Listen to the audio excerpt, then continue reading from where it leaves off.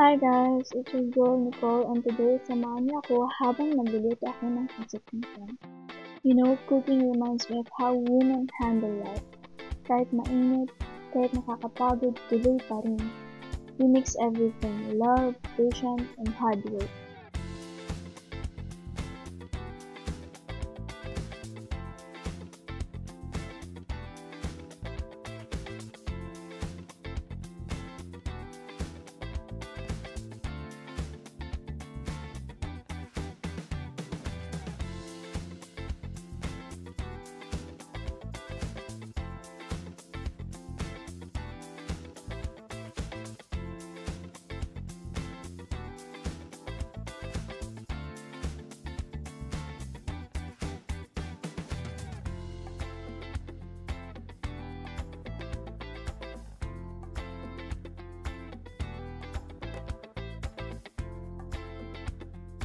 Just to make something good out of the ingredients life gave us.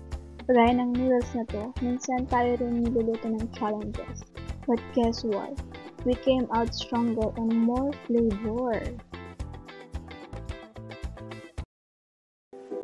So ayan na guys, luto na, let's eat! While enjoying my pancit canton, let's talk about something na super close to my heart. Women empowerment. Being woman, it's not easy.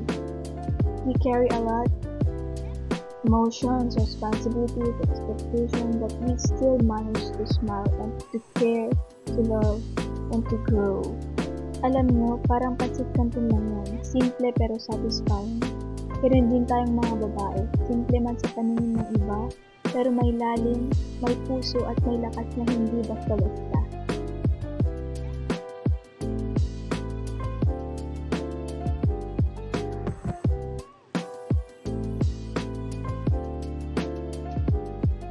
You know what? Water reminds me so much of women. We're calm, clear, and gentle, but we can also be powerful and unstoppable. After every meal comes dishwashing, and honestly this part reminds me that empowerment isn't always about loud and achievements or fame. Minsan, it's in the quiet moments. Helping at home, doing our responsibilities, caring for others, that show how powerful we are. Hindi mo kailangan ng malaking title para sabing empowered ka. Just being kind, strong, and true to yourself is already more than enough. Women empowerment aren't perfect. They're just real, brave, and always trying. So kahit simpleng gawain, do it with love and pride. Stay strong but soft, confident but humble, and always believe in your worth. You are amazing just the way you are.